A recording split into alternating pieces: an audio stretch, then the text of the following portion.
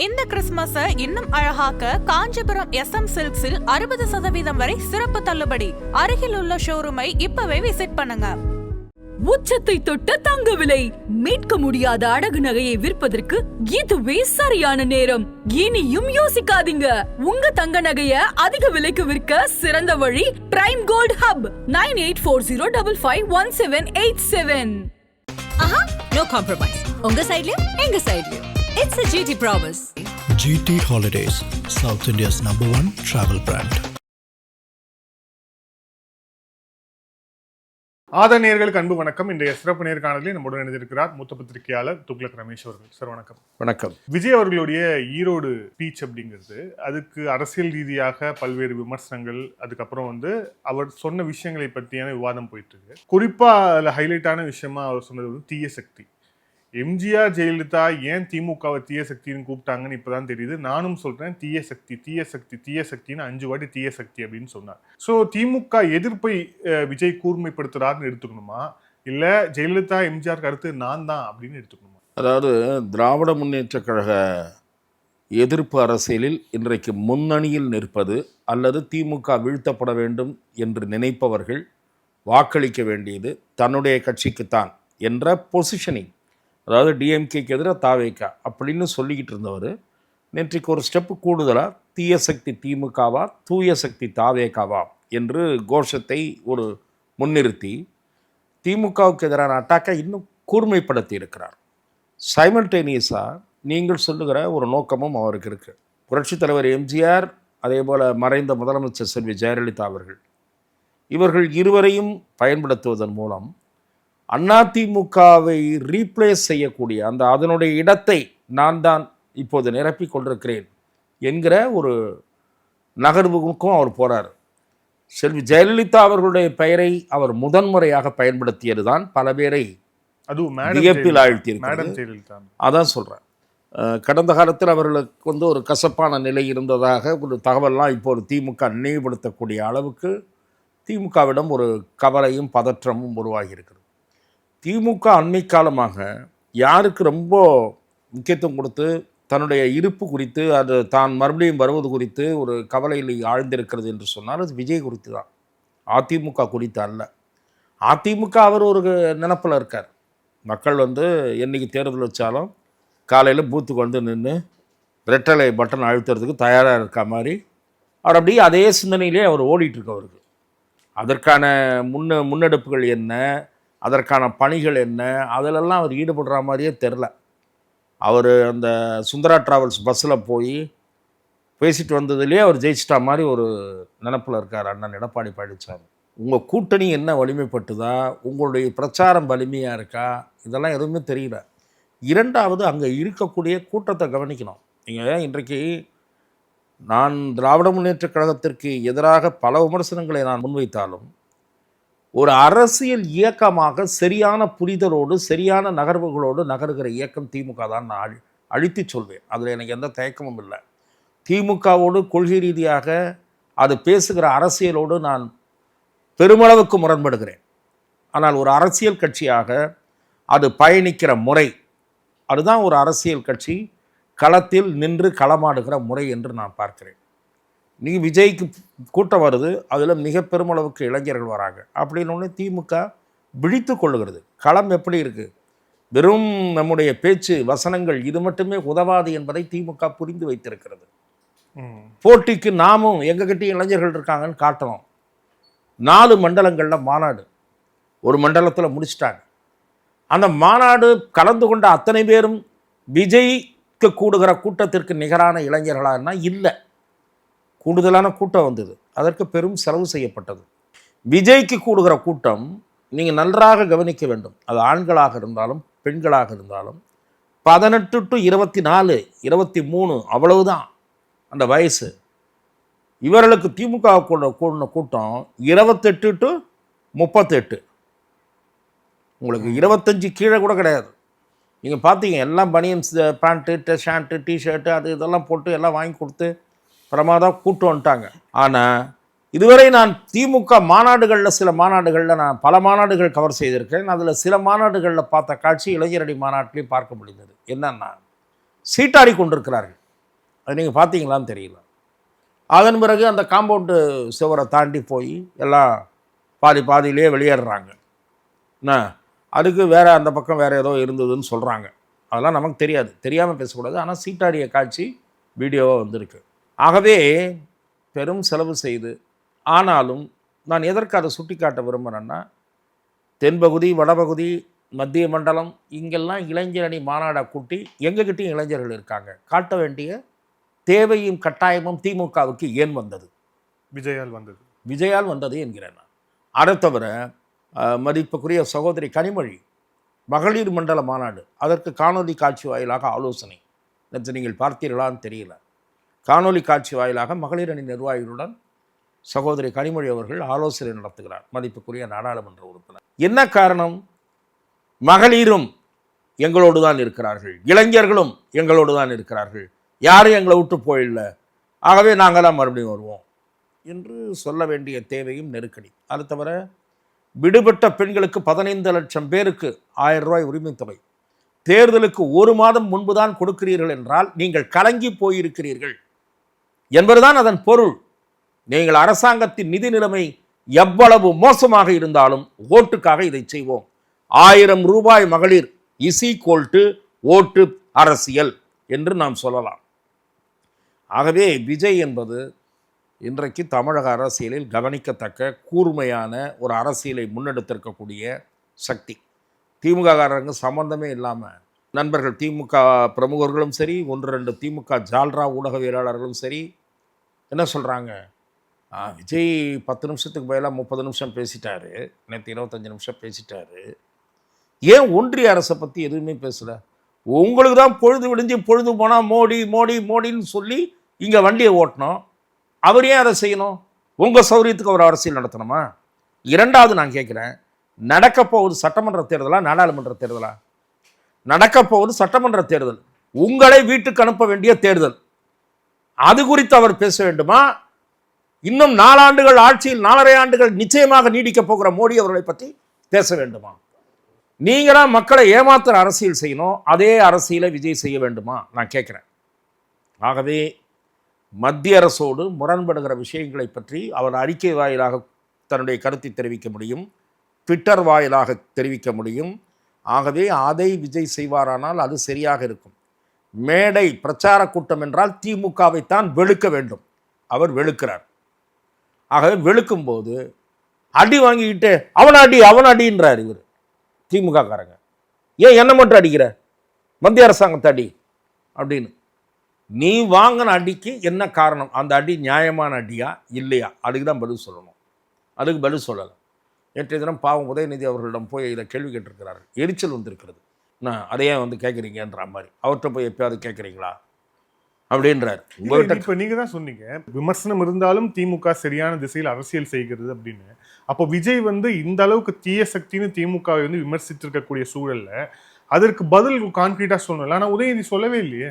அதாவது நான் சொல்வது, திமுக தேர்தல் களத்தில் தான் நிற்பதை, தான் ஒரு இன்னமும் வீழ்த்த முடியாத வலிமையோடு நிற்பதாக ஒரு பிரமையை அல்லது அதற்கான பணியை, பிரமை என்றது கூட விடுங்க, அதற்கான பணியை அது செய்து கொண்டிருக்கிறது.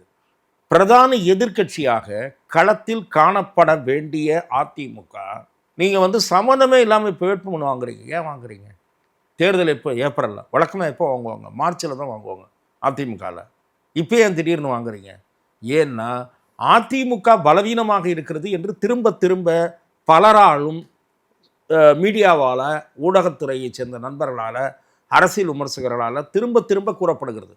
அது இல்லை என்று காட்டுவதற்காக நீங்கள் பிரயத்தனப்படுகிறீர்கள். அதை செய்ய வேண்டிய நேரம் இதுவா என்று நான் கேட்கிறேன். நீங்கள் என்ன பண்ணுறீங்க? இன்னொன்று என்ன சொல்கிறாங்க, திமுக மேலே இருக்கிற கேஸெல்லாம் கொஞ்சம் ஸ்பீடாக நடத்துங்க அப்படின்னு பாரதிய ஜனதாவிடம் அவர்கள் கேட்டுக்கொண்டதாக செய்தி வருகிறது. நீங்கள் எல்லாவற்றுக்கும் பாரதிய ஜனதாவை நம்புவீர்கள், ஆனால் பாரதிய ஜனதா சொல்லுகிற யோசனையை ஏற்க மாட்டீர்கள்.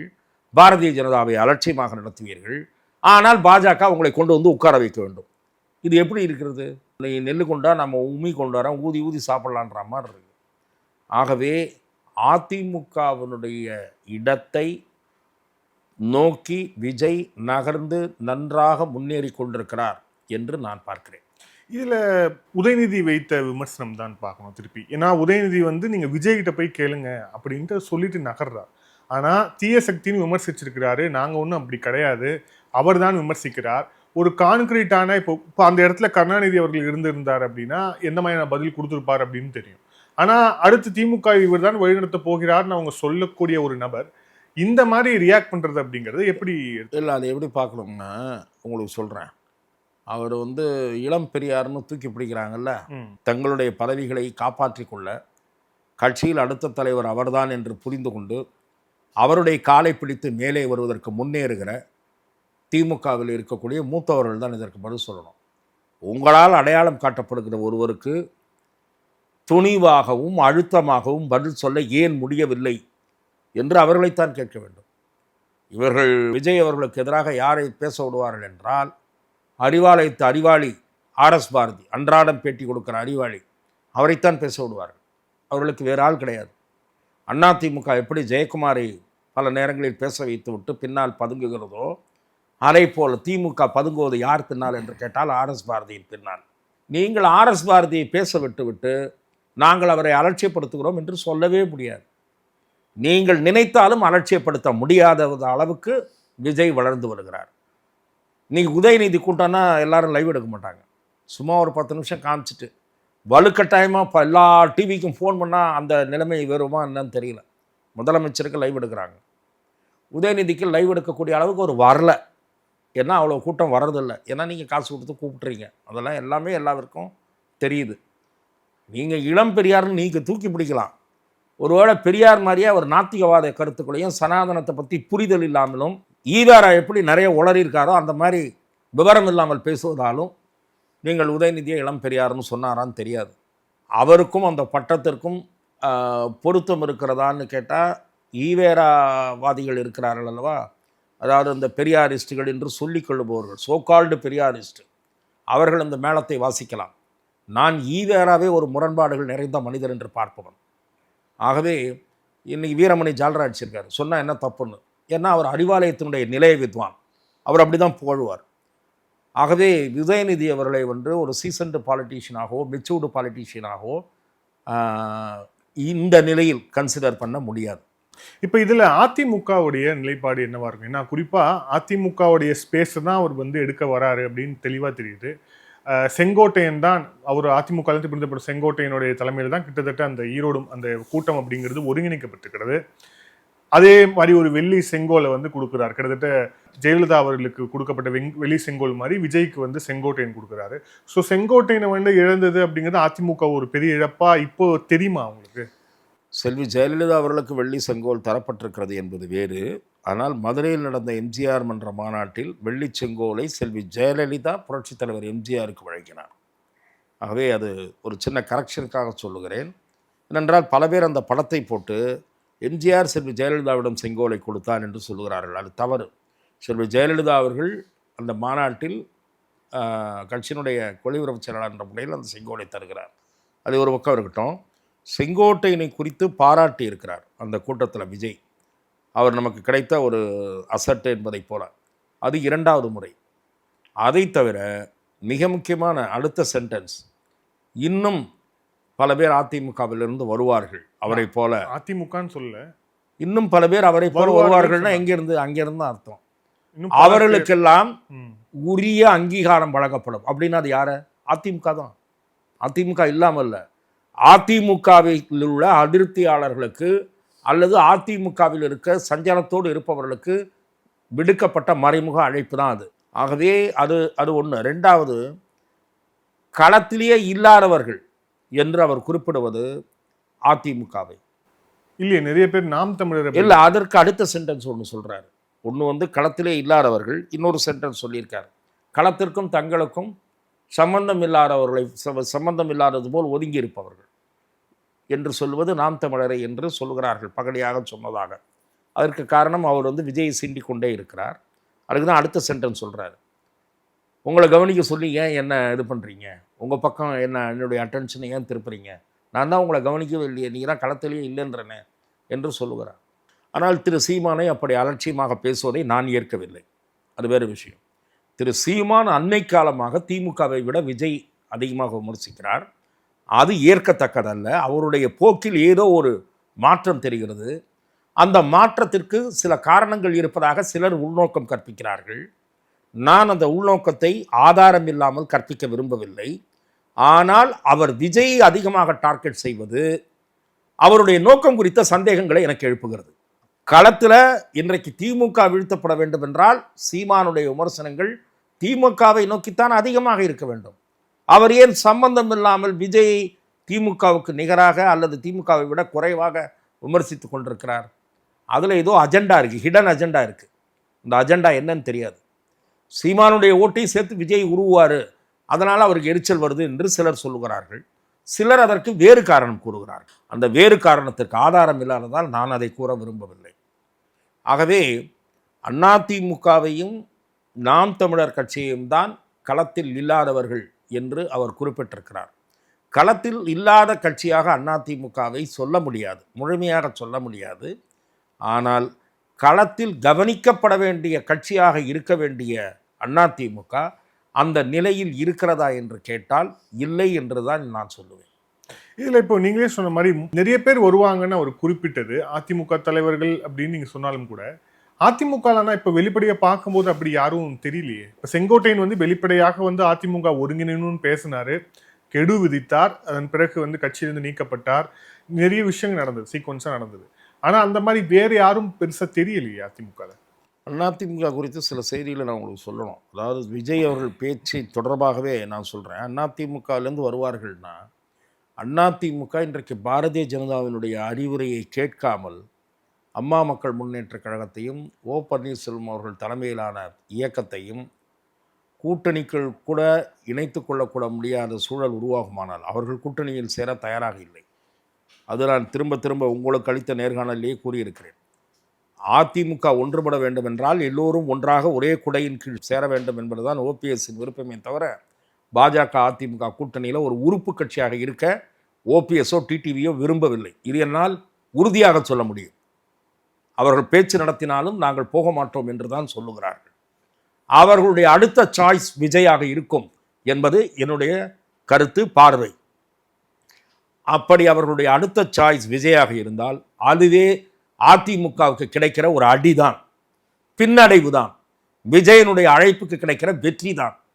ஏனென்றால் இவர்கள் எல்லாம் செல்வி ஜெயலலிதாவின் தலைமையை ஏற்றுக்கொண்டிருந்தவர்கள். செல்வி ஜெயலலிதா அவர்களுடைய முன்னோடியான மக்கள் திலகம் எம்ஜிஆருடைய, புரட்சித் தலைவர் எம்ஜிஆருடைய புகழை பாடக்கூடியவர்கள். புரட்சித் தலைவர் எம்ஜிஆரின் புகழை பாடக்கூடிய இயக்கங்களை சேர்ந்தவர்கள் விஜய் தலைமையை ஏற்றால் அதிமுகவுக்கு விழுகிற அடி அது என்பது என்னுடைய பார்வை. அவர்கள் கட்சியில்தான் போக வேண்டும் என்று இல்லையே, அந்த கட்சியை ஆதரிக்கிறோம், விஜய் முதலமைச்சர் வேட்பாளர் என்பதை ஆதரிக்கிறோம் என்ற நிலைப்பாட்டை திரு ஓபிஎஸ் அவர்களும் திரு டிடிவி தினகரன் அவர்களும் எடுத்தால் அது அதிமுகவுக்கு பலத்த சேரத்தை ஏற்படுத்தும். அப்போ அந்த கட்டத்தில் சிலர் வெளியே வந்து இந்த பக்கம் வரவும் கூடும். பொறுத்திருந்து பாருங்கள். பாஜகவுடைய முக்கிய தலைவர்கள் கூட்டம் ரொம்ப ரீசெண்டாக நடந்தது. ஸோ வரக்கூட தேர்தலை எப்படி எதிர்கொள்றதுங்கிறத தாண்டி எத்தனை தொகுதிகள் உள்ளிட்ட விஷயங்கள் நிறைய செய்திகள் வருது. ஒரு வருவாய் மாவட்டத்திற்கு ஒரு தொகுதி அப்படிங்கிற அளவுக்குலாம் பேசப்படுறதாக தகவல். உங்களுடைய பார்வை என்ன மாதிரி விஷயங்கள் பேசப்படுற வாய்ப்பு இருக்கு?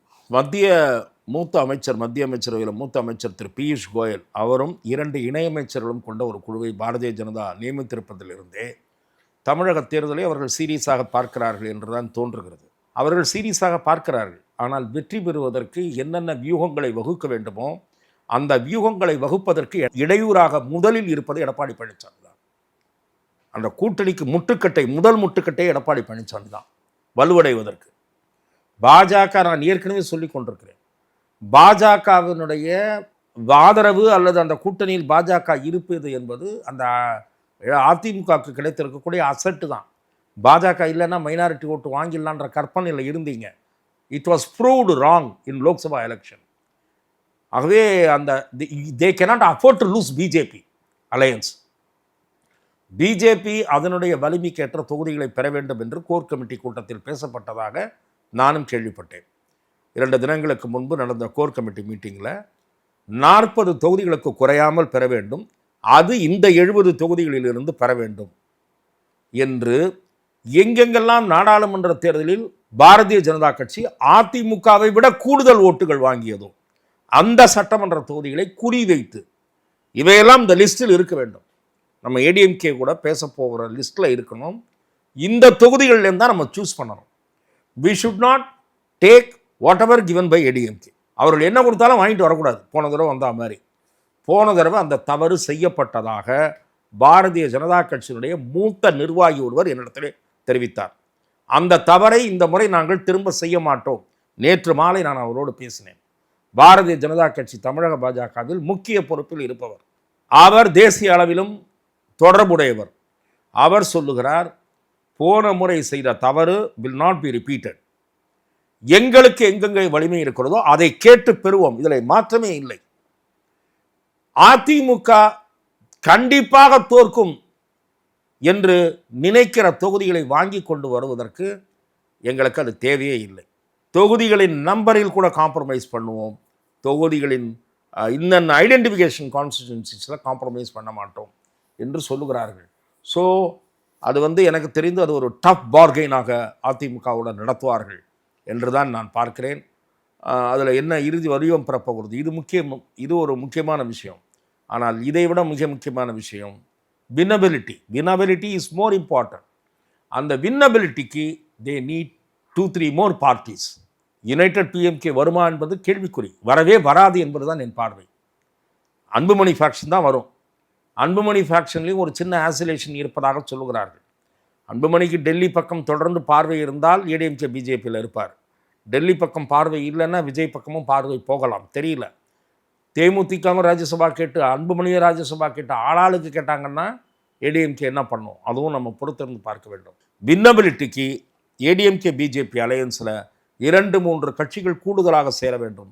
அப்போது தான் ஓரளவு தொகுதிகளில், கணிசமான தொகுதிகளில் வெற்றி வாய்ப்பு என்பது சாத்தியப்படும். இந்த நேர்காணல் இறுதியான கேள்வி, தமிழக முதலமைச்சருடைய ஒரு பேச்சு, குறிப்பாக தமிழக அரசியல் தொடர்பாக சொல்லும்போது, எத்தனை ஷா வந்தாலும் எங்களை ஒன்றும் செய்ய முடியாது, திமுக வலிமையாக இருக்குது, திராவிட இயக்கம் வலிமையாக இருக்கிறது அப்படின்ட்டு அவர் அமித்ஷாவை குறிப்பிட்டு நேரடியாக பேசியிருக்கிறார் அப்படிங்கிறத பார்க்குறோம்.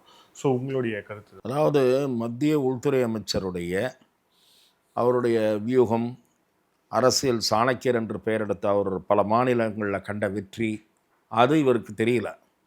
தமிழ்நாட்டில் அவர்கள் தீவிர கவனம் தொடர்ந்து செலுத்தலை. அது தவிர இந்த அரசாங்கத்தினுடைய ஊழல், அராஜகம், சட்டவிரோதமான பல நடவடிக்கைகள், இது குறித்தெல்லாம் சிறப்பு கவனம் பாரதிய ஜனதா கட்சி செலுத்தாதனுடைய விளைவு தான் இத்தகைய ஆணவ பேச்சு என்று நான் பார்க்கிறேன்.